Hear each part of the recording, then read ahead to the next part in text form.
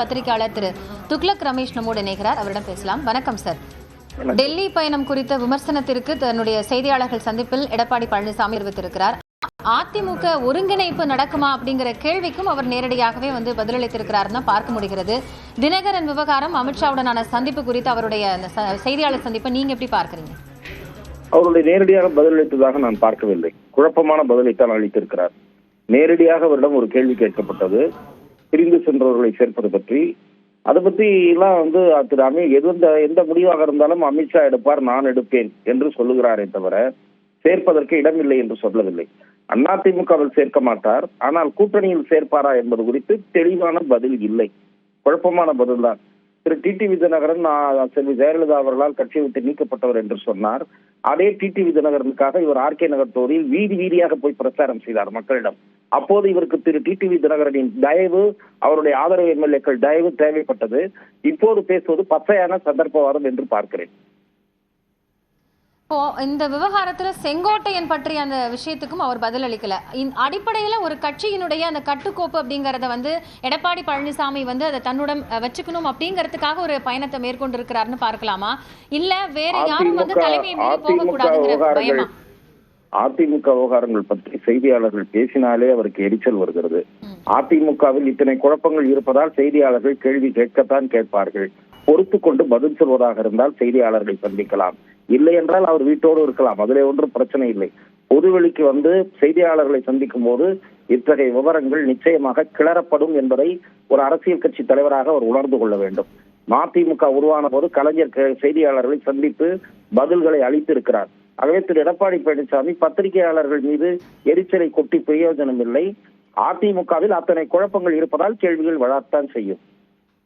அதுலதான் இன்னொரு கேள்வி இருக்கு. தன்னுடைய தலைமை, அதாவது எடப்பாடி பழனிசாமி தலைமையை நாங்க ஏற்க மாட்டோம் முதலமைச்சர் வேட்பாளராக அப்படின்னு டிடிவி தினகரன் சொல்றாரு தேசிய ஜனநாயக கூட்டணிக்கு. இன்னொரு புறம் நான் யாரையுமே சேர்க்க மாட்டேன், பிரிந்து போனவர்கள் அப்படிங்கறத எடப்பாடி பழனிசாமி உறுதியா இருக்கிறாரு. கட்சியில உட்கட்சி விவகாரத்துல பாஜகவினுடைய தலையீடு இல்லை அப்படிங்கறதையும் இபிஎஸ் தெளிவுபடுத்துறாரு. அப்படி இருக்கும்போது இந்த கூட்டணி எப்படி மாறும்? இந்த கூட்டணி பலவீனமான கூட்டணியாகத்தான் இருக்கிறது. இன்றைய தேதியில் அது பலமான கூட்டணியாக மாறுமா என்பதை பொறுத்திருந்துதான் பார்க்க வேண்டும். இன்றைய தேதியில் அதிமுக பாஜக மட்டும் சேர்ந்து இருப்பது என்பது மிக பலவீனமான கூட்டணி என்றுதான் பார்க்கப்படும். நன்றி திரு துக்ளக் ரமேஷ். இணைப்பில் உங்களுடைய கருத்துக்களை பகிர்ந்து கொண்டமைக்காக. பாரத ரத்னா விருது வழங்க வேண்டும் என்று நானும் என்னுடைய மூத்த கட்சி நிர்வாகிகளும் மாநில உறுப்பினர் ஒன்றாக சேர்ந்து உள்துறை அமைச்சரும் கடிதம் கொடுத்திருக்கிறோம். அதற்காக நாங்கள் முன்னுரிமை கொடுத்தோம். அதோட இந்த அடிக்கடி பத்திரிகைகள் ஊடகத்தில் வர செய்யும், தயவுசெய்து அதை தவிர்க்க வேண்டும். ஏன்னா பல முறை சொல்லிட்டேன், ஆனால் தொடர்ந்து அதையே நீங்க அரைச்சமாவே அரைச்சிட்டு. ஐடிசி ஹோட்டலில் அனைத்து இந்திய அண்ணா திராவிட முன்னேற்ற கழகம் பாரதிய ஜனதா கூட்டணி அமைச்ச பிறகு உள்துறை அமைச்சர் தெளிவுபடுத்தினார், அனைத்து இந்திய அண்ணா திராவிட முன்னேற்ற கழகத்திலே உள்கட்சி விவகாரத்தில் நான் தலையிட மாட்டேன். எல்லா பத்திரிகைகளும் ஊடகத்தில் வந்திருக்கிறது, என்கிட்ட ஆதாரமும் இருக்குது. அப்படி பேசிய பிறகு மீண்டும் மீண்டும் இவர் அழைச்சி பேசுறாரு, அவர் அழைச்சி பேசுறாரு. இதையெல்லாம் தயவு செய்து விட்டுவிடு. நானும் தெளிவுபடுத்தி விட்டேன். அப்படி எந்த பேச்சுவார்த்தையும் நான் நடத்தவில்லை அவரோடு. அவரும் எங்களோட உள்கட்சி விவகாரத்தை தலையிடவில்லை. இதுக்கு முற்றுப்புள்ளி வைத்து விட்டேன். மீண்டும் யாரும் தயவு செய்து அருள் கூர்ந்து பத்திரிகையாளர் ஊடக நண்பர்களும் இந்த செய்தியை வெளியிட வேண்டாம் என்று அன்போடு கேட்டேன். அவர்களும் சொல்லிவிட்டார், நானும் சொல்லிவிட்டேன். இதோடு முடிந்து விட்டது. இதை அரைத்தமாகவே தொடர்ந்து உங்களுக்கு விருப்பமான செய்தி கிடைப்பதற்கு நாங்கள் எங்களை பயன்படுத்த வேண்டாம் என்று அன்போடு இந்த நேரத்தில் கேட்டேன். அதோடு மாண்பு உள்துறை அமைச்சர்களை சந்தித்து பேசுகின்ற பொழுது நான் எழுச்சி பயணத்தை மேற்கொண்டிருந்தேன். இந்த எழுச்சி பயணம் மிகச் சிறப்பாக இருப்பது பாராட்டினார். ஏன்னா அவர் ஊடகத்தை பார்த்துட்டு இருக்கார். பார்த்து சிறப்பாக இருக்குது, எத்தனை தொகுதிக்கு போனீங்க, எப்படிலாம் இருக்குது மக்களுடைய உணர்வு என்பதையெல்லாம் எங்களுடைய பேச்சுவார்த்தையில் நாங்கள் பேசணும் என்பதையும் இந்த நேரத்தில் தெரிவித்துக் கொள்கின்றேன்.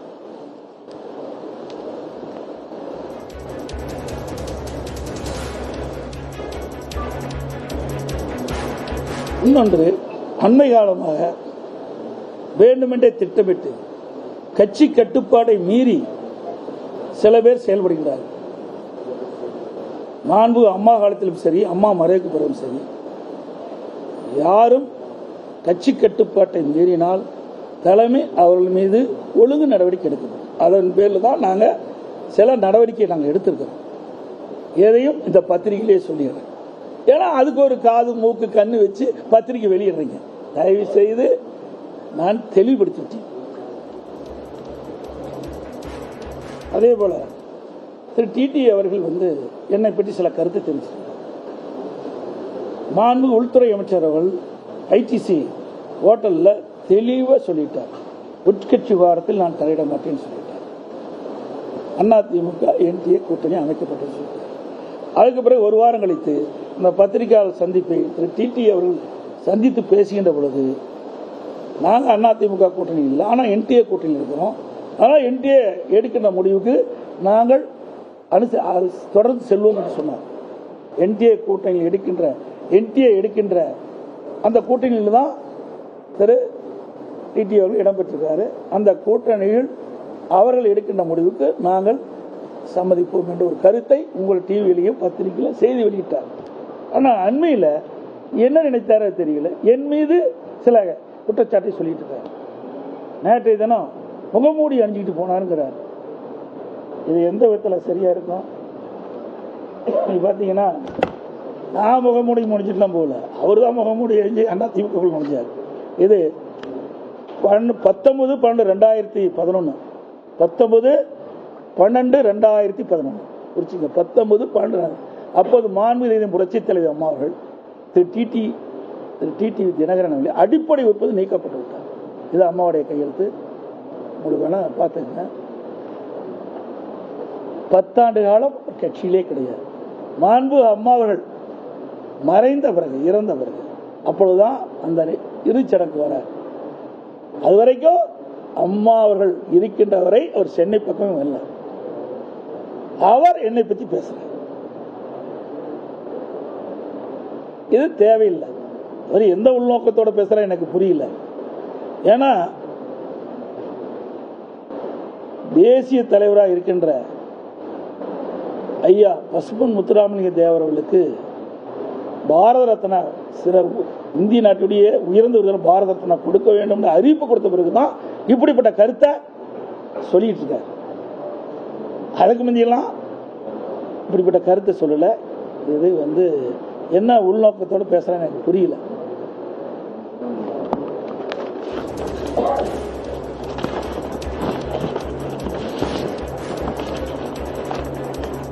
அதோட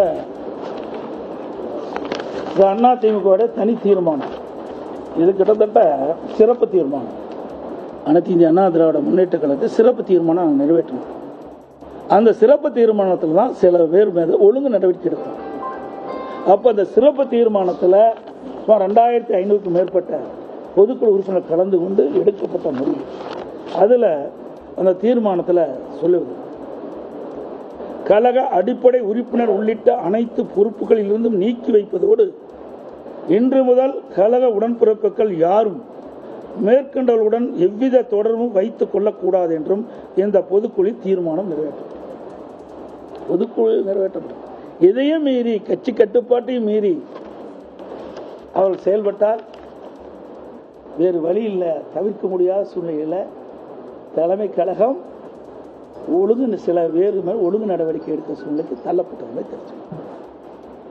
உதயநிதி ஸ்டாலின் பச்சை பஸ் எடுத்துட்டு போறாரு, ஒரு சில மஞ்சள் கலர் பஸ் எடுத்துட்டு போறாரு, இறுதியா பிங்க் பஸ் தான் வெற்றி வரும் அப்படின்னு ஒரு கருத்து சொல்லியிருக்காரு. அதை எப்படி பாருங்க? நான் பஸ் எடுத்தது ஒத்துக்கிட்டாரு. என்ன பஸ்ஸில் போனால் தான் நடக்கணும், அவரே ஒத்துக்கிட்டார். வாழ்த்துக்கள். நாங்கள் பஸ் எடுக்கும் போது கிண்டலாக பேசினவர், இப்போ அவரே பஸ் எடுக்கிற வைக்க வச்சது அதிமுக. அவரே பஸ்ஸில் வந்தால் தான் முடியும் என்ற நிலைக்கு அதிமுக அவரை தள்ளப்பட்டு விட்டது. அமித்ஷாவை நீங்க சந்திக்க போகும்போது வரும்போது தனியார் கார்ல ஒரு தொழிலதிபரோட நீங்க வந்ததா சொல்றாங்க. நீங்க எப்படி தொழிலதிபர்? நீங்க இதெல்லாம் நீங்க கெஸ் பண்ணி கேட்கக்கூடாது.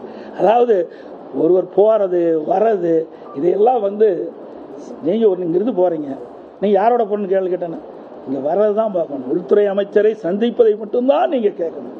அதுக்கு பிறகு அவள் கால நேரம் ஆகின்ற பொழுது இருக்கின்றவர்கள் சாப்பாட்டுக்கு போகணும், அவங்களுக்கு ஏற்பாடு பண்ணியிருக்கிறாங்க, அவர்கள் போய் நீங்கள் போய் சாப்பிடுங்க, நேரம் ஆகுது. அவர் சில டிஸ்கஷன் இருந்தார். அதை முடித்த பிறகு என்னை அழைத்து பேசுவதாக சொன்னார். அதனால் நீங்கள் நேரம் எந்த நேரம் முடியும்னு தெரியாது. அதனால் நீங்கள் வீட்டுக்கு போனால் நான் கார் இல்லை, நான் இவரில் இப்போ பல கார் என்கிட்ட கிடையாது. நாங்கள் தான் அரசாங்கம், அதுதான் ஏற்கனவே நீங்கள் தான் தெரியுமே, இந்த காரில் மாறி போனாங்க. அந்த கார் இல்லாத காரணம் கிடைக்கிற காரில் போக வேண்டியதுதான். நான் அவர்கள் மாதிரி பெரிய தொழிலதிபர் கிடையாது. அவர்கள் மாதிரி ட்ரெஸ்ட்டில் பல கோடி பல்லாயிரக்கணக்கான கோடி எனக்கு கிடையாது. அதனால தான் நீங்கள் இதெல்லாம் செய்யுன்னு சொல்லி தான் அரசாங்க காரில் எடுத்துகிட்டு போனேன். புரியுதுங்களா? அதுக்கும் ஒரு குற்றச்சாட்டை கண்டுபிடிச்சி செய்யணும்னா ஒன்றுமே செய்ய முடியாது. ஆனால் ஒருத்தர் போகிறாங்க, கிடைக்கிற காரில் நம்ம போகிறோம், அதுதான் பார்க்கணும். இந்த காரில் போனியா, அந்த காரில் போனேன், இவரோட போனியா, இதெல்லாம் என்ன கேள்வி? அப்படிதான் ஸ்டாலின் கேள்வி கேட்குறீங்களா? வெளிநாட்டில் போனார்ல, எவ்வளோ வெளிநாட்டில் போனார், என்னென்னலாம் பண்ணார், எதையாவது ஒரு தொலைக்காட்சியில் ஒரு பத்திரிகையில் வெளியில் வந்ததா? சிந்திச்சு பாருங்க. ஒரு விவசாயி ஒரு கட்சிக்கு பொதுச் செயலாளரோ ஒரு நாட்டுக்கு முதலமைச்சரோ வந்தால் எவ்வளோ இன்னல்களை பிரச்சனையை சந்திப்போம் என்பதுக்கு நானே உதாரணம். ஏற்கனவே ஜெயலலிதா அவர்களுக்கு, முன்னாள் முதலமைச்சர் ஜெயலலிதா அவர்களுக்கு நீங்க பாதுகாப்பு இப்ப முத்துராமலிங்க கேட்டிருக்கீங்க. ஏற்கனவே நீங்க கேட்டது இன்னும் நிறைவேறவில்லை. அதாவது நான் தென் மாவட்டம் சென்றிருக்கும் போது அங்கு இருக்கின்ற மக்கள் வைத்த கோரிக்கை, அந்த கோரிக்கையை நீங்கள் மத்திய அரசுக்கு தெரிவிக்க வேண்டும் என்று கோரிக்கை வச்சாங்க. அந்த கோரிக்கையின் அடிப்படையில் நான் மத்திய அமைச்சர் அவர்களை சந்தித்து இந்த மரியாதைக்குரிய போற்றுதற்குரிய ஐயா பசும்பொன் முத்துராமலிங்க தேவருடைய